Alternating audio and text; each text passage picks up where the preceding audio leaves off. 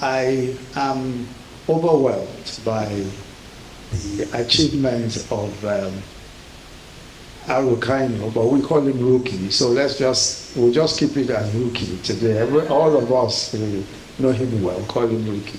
So I'm just completely taken by all that he has achieved in so short a time. We've heard all the awards, and there's just a long list of them. So it's really a pleasure to be here today for the formal presentation and book launch of the Memory of Seasons, a collection of poems by Rukky, or Arukaino Umukoro, speaking of nationhood, faith, life, and humanity.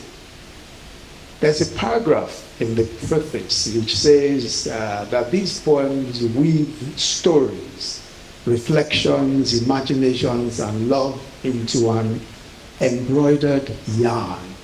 Of course, the preface was written by the author himself, so when you see and hear that the use of words and the excellent rhythm of the language, you know that it could only have come from a poet of such great talent.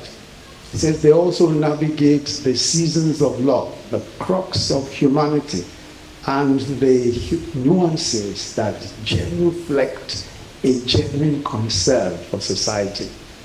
At the heart of the poet's codex, it's called according to codex, I believe it is God, nation, and humanity. End of quote. I mean, you know, sometimes people say that Wole Soyinka is complex, you know. So when you read some of his poems, you know. But I think that it's very good. You sometimes have to reflect when you read some of Rukky's poetry. You have to think again and reflect. I agree with his characterization of his poetry because I read a few of them myself. And I'm also glad to see that the project of which he spoke to me about, which is this book of poetry about 2-3 months ago, has very quickly come to term. I'm proud of his efforts and the creativity that it took to deliver such a wonderful set of poems in a very, very short time. The chairman has already told us that Rukky started as a child poet, and I think the MC has also told us his father, Mr. Osinbajo Umukoro, also a brilliant poet and writer, encouraged him from a young age to be creative and to use his writing gifts.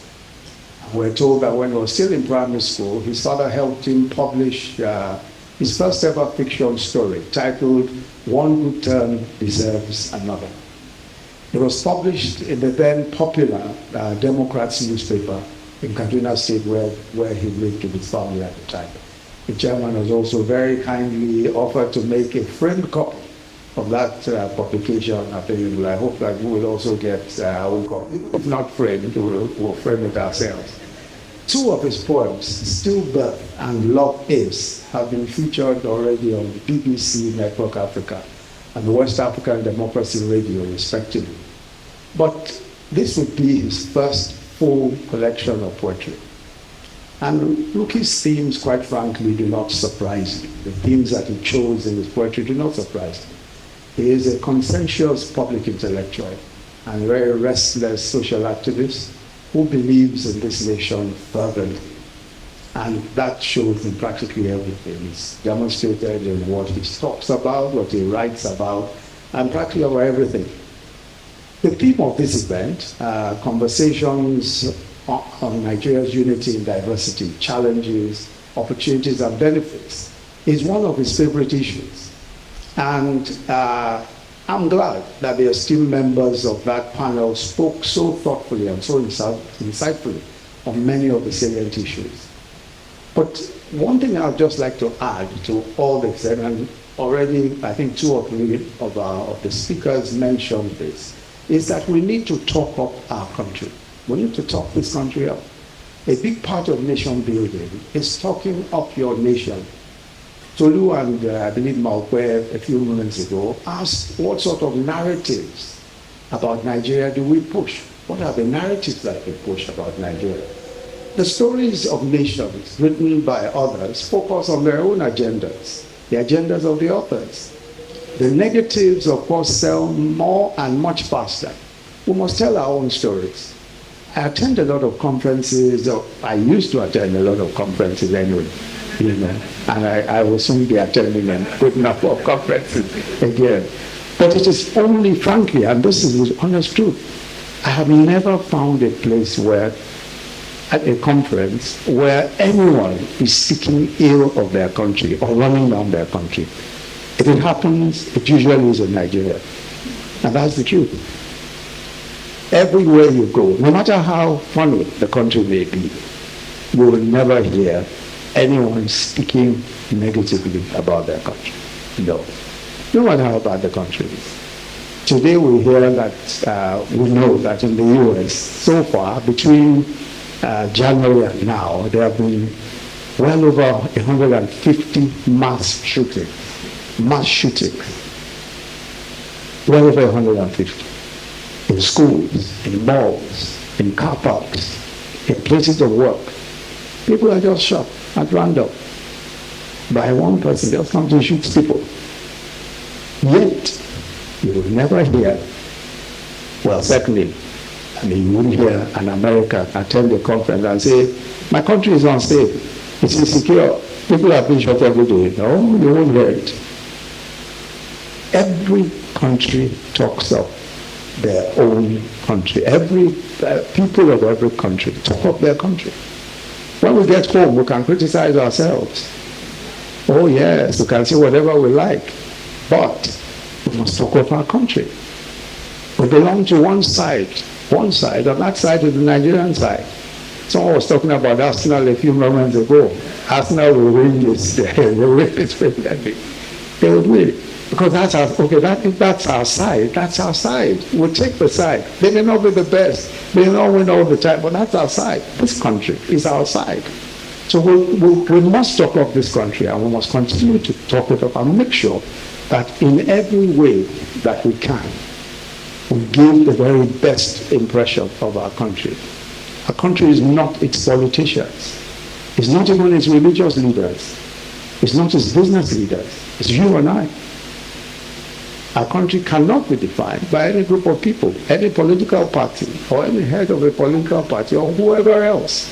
It's defined by us, those of us who are born Nigerians, born by Nigerians, or who become Nigerians by naturalization.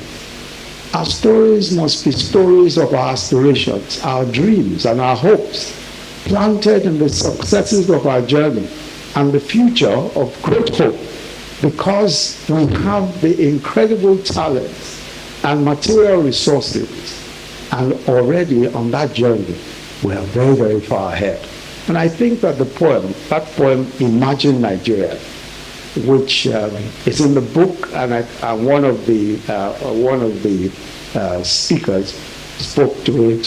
I think it was the gentleman who spoke about it. But I'm going to read portions of it just to encourage us, I hope. And in this poem, he says, imagine Nollywood movies winning Oscars every other year. Funke, Ejiro, Asabe on the global stage. Imagine the Super Eagles winning the World Cup, finishing top 5 on the Olympics medal table. Imagine food baskets all over the country, sufficient to feed 200 million people, yet enough to export. Imagine the UN asking third world countries to learn from the rapid development of the West. Only this time, it is the southwest of Nigeria. Imagine the rise of groundnut pyramids like the Sphinx in the northern desert. Imagine those cattle on 1,000 hills and valleys whose daily products are sold in Europe.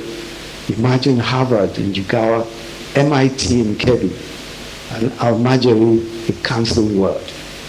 Imagine the best results in Africa, in the Niger Delta, where children swim in clean water, flowing from the creeks. Imagine Hawaii in Akwa Ibom or Bayelsa, Disneyland in Warri. Like I said, now that's really imaginative. architectural masterpieces, and a boat cruise in the Niger Delta. Imagine 1 naira to the dollar. Imagine 24-hour electricity in every village.